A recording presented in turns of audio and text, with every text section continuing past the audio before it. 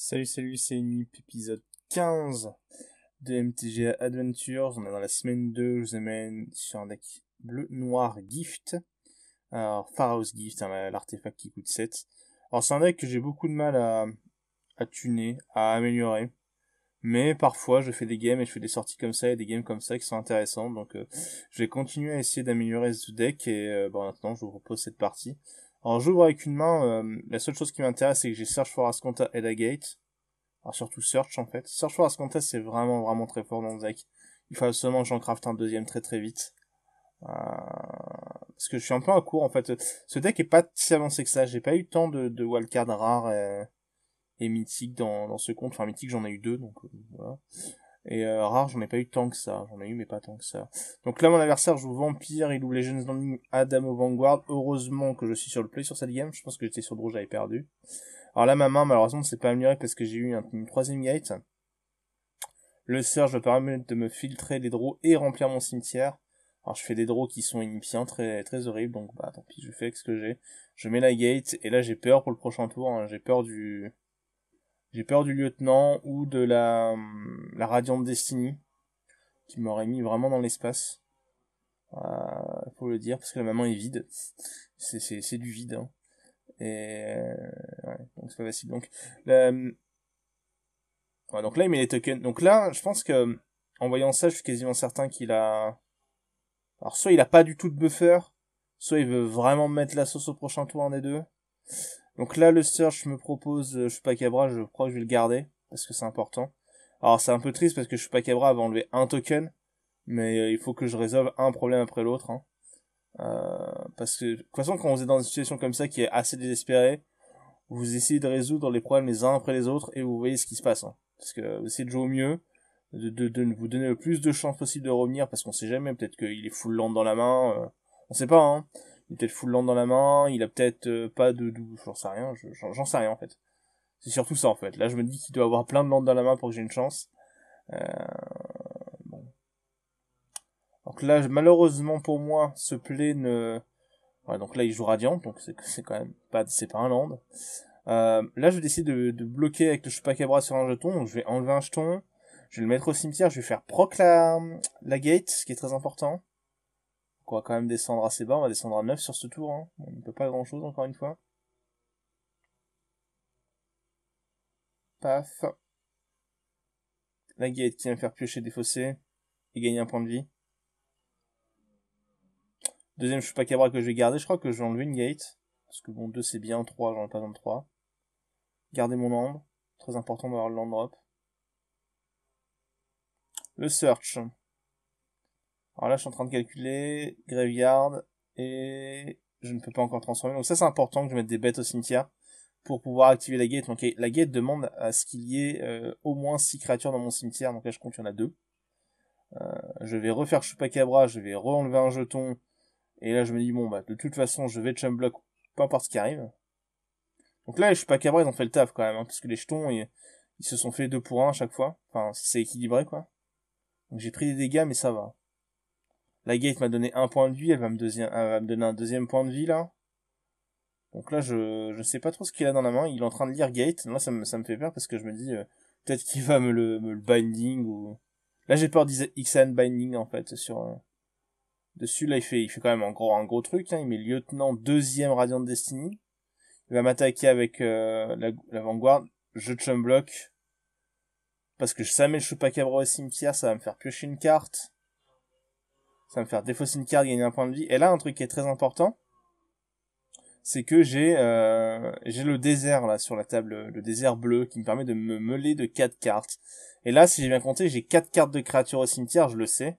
Voilà, 1, 2, 3, 4 cartes de créatures au cimetière. Là, il y a l'Ascanta qui me propose un land, je dis non. Je vais le transformer en Ascanta parce que je vais avoir des ressources ce tour-ci. Je suis quasiment sûr que c'est ça, parce que là, je vais tenter tout simplement de désert. Je crois que je pioche Champion of Wits, je vous spoil un peu, désolé. Partie fraîche. Voilà. Je pioche Champion of Wits, je me demande 2 minutes qu'est-ce qui est le plus worse entre piocher 2 cartes, espérer qu'il y ait 2 créatures, ou alors directement claquer le désert, et je vais décider de claquer le désert, je crois. Là, j'hésite, puis après, je dis non. Je vais claquer le désert. Parce que le désert, t'as 4 vues, quand même. Donc faut que tu fasses une chance sur... faut faire 50% et ça peut préparer pour Champion of Wits en fait. Parce qu'il faut que je touche une créature sur 2 cartes en fait. Donc dans tous les cas, c'est pas ouf. Là je veux vraiment que la gate soit active, Pharaoh's Gift soit active ce tour-ci. Donc pour ce faire, je vais claquer le désert. Voilà, on claque le désert. Donc on va payer 2. On se cible soi-même, on va se meule de 4. Et là je regarde même pas, je vais juste regarder si ça va s'éclairer la gate. Voilà, ça c'est éclairé, donc c'est bon. Hop, on la craque. On va chercher Pharaoh's Gift dans la bibliothèque. On le met en jeu. Début de combat de phase, on va ramener Chupacabra. Voilà. Et on casse le lieutenant. Donc ça c'est un gros tour. Tour qui me permet de revenir. Bon là, je me doute que les cartes dans sa main, il y a probablement au moins un cast-out. Donc la deuxième gate est super importante. Là, ce qui me tue, c'est Ixalan's Binding. Là, j'y pourrais rien. Mais là, je suis confiant sur le fait que je peux jouer autour de cast-out. Donc, il fait le désert. Il attaque. Là, je vais me prendre les 5, pardon. Parce que je me dis que, au final, je peux les encaisser, ceux-là. Autant le laisser Chupacabra sur la table. Parce que, ok, je peux pas gérer l'avant-garde, mais je peux peut-être gérer tout ce qui va arriver à côté. Donc, l'offrir comme ça me plaisait pas. Je préfère Chumblock avec des cartes qui vont donner des points de vie ou Chumblock avec des créatures plutôt que des tokens en fait. Ok, donc là je suis en train de calculer pour... parce que là je n'ai plus que 5 créatures au cimetière. Puisque j'en ai enlevé une le tour d'avant. Je suis en train de voir si je peux craquer tout de suite la deuxième gate parce que là, vu qu'il a laissé tous ses mana open, je suis quasiment certain qu'il va y avoir un cast-out sur mon Pharaoh's Gift. Donc je suis quasiment sûr qu'il faut jouer autour de ça. C'est pour ça que je prends le temps de réflexion. Et je pense que je vais venir... je vais jouer 2 bêtes là. Tout simplement. Ouais, parce que là, les 4 manas, c'est vraiment très louche. Je veux dire, il a pas rien dans sa main, il a pas de land, ça paraîtrait un peu fou. Donc là, déjà, je vais essayer de vérifier ça, en claquant le freebooter. Et là, qu'est-ce que je vois? Je vois cast out sur Pharaoh's Gift, mais c'est pas une surprise, hein. Parce que je me doutais de ça. Je regarde sa main, je crois que je vais rien voir. Je vois Moment of Craving, voilà, je le prends évidemment quand même. Et là, on va mettre Champion of Wits, piocher de cartes, défausser 2. J'aurais pu mettre Load Gate, mais c'était pas très safe. Parce que si jamais il pioche cast out par exemple au top deck, ben j'étais pas bien. Après, je pioche 2, défausse 2, je vais garder Scarab God dans ma main parce qu'on sait jamais si jamais il trouve de quoi gérer le deuxième Pharaoh's Gift. Bon bah voilà, de toute façon je dois mettre au moins une créature au cimetière pour activer la deuxième gate. Là je pense que je vais attaquer avec Chupacabra parce qu'il n'y a pas de raison, j'ai 2 bloqueurs, il a 0 carte en main. Donc faudrait qu'il fasse des trucs un peu... En fait, il y a des outs. Il faudrait qu'il fasse cast out ou banning sur une de mes bêtes, puis moment of craving. Ou alors moment of craving to moment of craving. Bon. C'était pas très safe cette attaque, je dois l'avouer en fait. Hein. En regardant après coup. J'aurais pas dû attaquer là en fait. C'était inutile. Et c'était des risques pour rien. Parce que là, il pioche moment of craving. Maintenant que j'en ai vu un, on peut estimer qu'il en joue 2.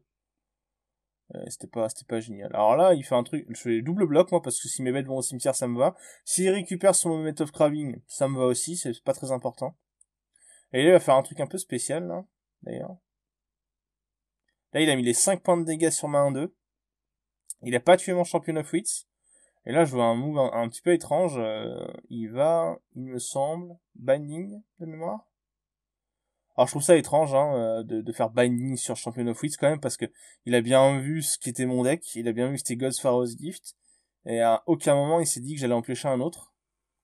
Donc il a été nature sur Champion of Wits et il va se faire punir derrière hein, puisque bah comme vous voyez j'ai la gate, je la pose, je l'active parce que j'ai assez de bêtes. Chercher le deuxième Pharaoh's Gift et je crois que ça va être la concession. Hein. Donc une partie qui a été bien menée, il a pas fait non plus une non sortie. Il est bien sorti, moi j'ai bien pioché surtout, parce que j'avais une main dégueulasse et j'ai bien pioché. Donc voilà, bah c'était l'épisode 15, on se retrouve bientôt pour une autre vidéo, ciao, bye bye.